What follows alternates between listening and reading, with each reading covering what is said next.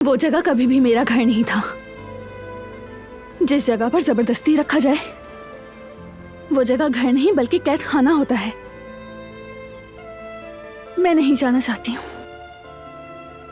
मैंने उसी कैद खाने में तुम्हें बहुत खुश और मुस्कुराते भी देखा है। तुम्हारी आंखों की चमक और चेहरे की दमक सब देखी है। नहीं, तुमने सिर्फ वो तमाशा देखा जो मैंने इंतकाम के लिए रचाया था और तुमने सच समझ लिया।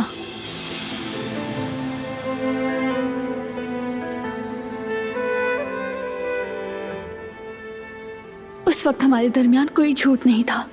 असल झूठ तो अब है। मैं तुम्हें बचाने के लिए उन खूबसूरत लम्हात को दागदार करके झूठ बोल रही हूँ। काश कोई रास्ता होता, सब कुछ सच बता सकती तुम्हें।